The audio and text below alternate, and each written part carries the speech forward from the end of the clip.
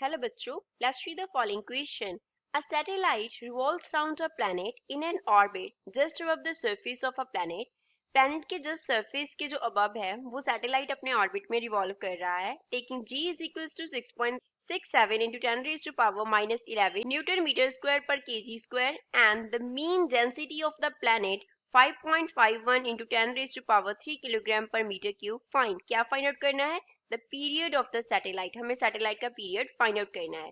So first of all here we will talk about the key concept used in the question. इस question में क्या key concept use हो रहा है?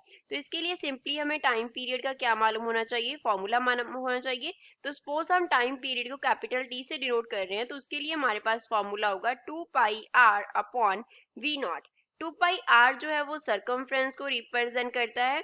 किसका सर्कमफ्रेंस है? सर्कमफ्रेंस ऑफ ऑर्बिट, उस ऑर्बिट का जिसमें हमारे पास जो सैटेलाइट है वो रिवॉल्व कर रहा है. So it is circumference of orbit and v naught जो है वो रेफर करता है ऑर्बिटल वेलोसिटी को, जिस वेलोसिटी के साथ सैटेलाइट रिवॉल्व कर रहा है. तो यहाँ से हम क्या लिख सकते हैं? That T is equals to 2 pi into capital R into v divide by v naught. अब आर जो था वो हमारे पास क्या था? Radius of orbit. Small r is radius of orbit, orbit का रेडियस था. अब मान लो यहाँ पे ये सेंटर पे हमने क्या कंसीडर किया है? प्लैनेट कंसीडर किया है. This here represents planet, planet को रिप्रेजेंट करता हुआ सर्कल है. तो जो सैटेलाइट रिवॉल्व कर रहा है वो इसके सरफेस के बिल्कुल क्लोज ऑर्बिट में रिवॉल्व कर रहा है. तो इसमें यहाँ पे क्या है? सैटेलाइट है.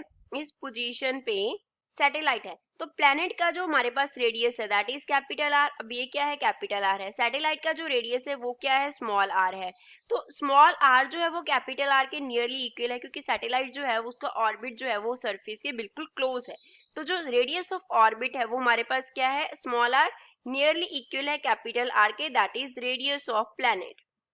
Radius of planet. अब यहाँ पे हम v नॉट का वैल्यू सब्स्टिट्यूट करेंगे. v नॉट जो होता है वो हमारे पास ऑर्बिटल वेलोसिटी होता है एंड इसका जो फॉर्मूला है that is gm upon r. अब जो कैपिटल g है वो रिप्रेजेंट करता है ग्रेविटेशनल कांस्टेंट को, that is given in the question. Gravitational constant को रिप्रेजेंट करता है. m जो है वो क्या रिप्रेजेंट करता है? m represent mass of planet, mass of planet को रिप्रेजेंट करता है. तो इसको हम क्या करेंगे? टी की इक्वेशन में सब्स्टिट्यूट कर देंगे. तो यहाँ से हमारे पास टाइम पीरियड का जो फॉर्मूला बन जाएगा that will be 2 pi into r divide by square root of G M upon r बन जाएगा. तो नीचे जो स्क्वायर रूट ऑफ आर है वो ऊपर चला गया तो हम लिख सकते हैं 2 pi into r into square root of r by G M. इसको इन्वर्ट कर दिया. तो अब जो बाहर आर है उसको अगर हम स्क्वायर रूट के इनसाइड लेके जाएंगे तो उसका क्या हो जाएगा? स्क्वायर हो जाएगा. तो इसको हम क्या लिख सकते हैं? 2 pi into square root of r square. अब यहाँ पे हमने क्या किया है? आर को आर स्क्वायर से आर स्क्वायर में कन्वर्ट कर दिया क्योंकि अगर हम किसी भी टर्म का क्या लेंगे? स्क्वायर रूट लेंगे, उसका स्क्वायर लिख के, तो वो उसी टर्म के इक्वल होगा. साथ में क्या आ गया? आर आ गया डिवाइड बाय क्या हो गया? जी एम हो गया. तो ऊपर आर क्यूब बन गया. तो यहाँ से हमारे पास टी का जो फॉर्मूला है वो क्या बन गया? T is equals to 2 pi into square root of r cube upon G M बन गया. अब m जो है मास किसी भी प्लैनेट का वो क्या होगा? डेंसिटी इंटू वॉल्यूम के प्रोडक्ट के इक्वल होगा. रो क्या है? Rho is mean density of planet, mean density of planet. Planet का मीन डेंसिटी रो है एंड v जो है वो रिप्रेजेंट करता है वॉल्यूम ऑफ प्लैनेट को, वॉल्यूम को. तो यहाँ से रो तो हम एज इट इज लिख सकते हैं. प्लैनेट जो है वो एक स्फीयर की तरह अगर हम उसे ट्रीट करें तो वॉल्यूम का फॉर्मूला क्या बन जाएगा? 4/3 पाई इंटू आर क्यूब बन जाएगा. अब वॉल्यूम का वैल्यू हम इसमें टी की फॉर्मूला में सब्स्टिट्यूट कर देंगे. तो यहाँ से टी का जो फॉर्मूला है वो क्या बन गया? 2 pi into square root of r cube as it is आ गया अपॉन जी. एम के लिए formula 4/3 pi into r cube into क्या है? डेंसिटी है साथ में. तो यहाँ से हम क्या लिख सकते हैं? आर क्यूब से आर क्यूब कैंसिल हो जाएगा, 3 जो है वो ऊपर चला जाएगा. तो हम लिख सकते हैं t इज इक्वल्स टू 2 पाई को पहले तो लिख लेते हैं 4 पाई का स्क्वायर एंड इसका क्या कर देते हैं? Square root. तो वो 2 पाई के इक्वल होगा. साथ में क्या आ गया? स्क्वायर रूट ऑफ 3 ऊपर चला गया, नीचे क्या रह गया? 4g into pi. R cube से कैंसिल हो चुका है तो साथ में आ गया डेंसिटी. अब यहाँ से जो 4 पाई स्क्वायर है अगर उसको हम एक साथ लिख लें तो ये क्या बन गया? 3 इंटू 4 पाई का स्क्वायर बन गया डिवाइड बाय हमारे पास क्या आ रहा है 4g पाई इंटू रो। 4 से 4 कैंसिल, पाई का स्क्वायर पाई से कैंसिल, तो यहाँ से t का जो फाइनल फॉर्मूला हम यूज करेंगे that will B 3 pi upon g into rho. तो ये फॉर्मूला हम यूज करेंगे इस क्वेश्चन को सॉल्व करने के लिए। क्वेश्चन में जो g का वैल्यू हमें दिया गया है that is 6.67 into 10 raise to power -11 and units क्या है newton newton metre square per KG square. तो ये हमारे पास g का वैल्यू है एंड मीन डेंसिटी का जो वैल्यू है वो हमें कितना दिया गया है 5.51 multiply by 10 raise to power 3 and units क्या है किलोग्राम पर मीटर क्यूब। दोनों यूनिट्स जो है वो एसआई में है तो हम टी में एज इट इज इनकी वैल्यू सब्स्टिट्यूट कर देंगे।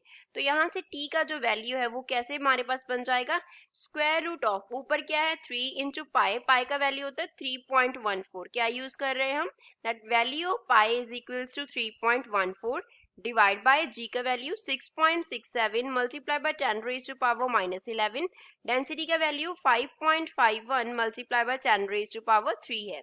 तो यहाँ से हमारे पास t का वैल्यू क्या बन जाएगा t will be equals to square root of 3 into 3.14 हमें देगा 9.42 डिवाइड बाय 6.67 को 5.51 से मल्टीप्लाई कर देंगे तो क्या आ जाएगा 36.7517 आएगा multiply by 10 raise to power यहाँ पे -11 है, यहाँ पे क्या है 3 है तो इसको हम लिख सकते हैं 10 रेज टू पावर -8।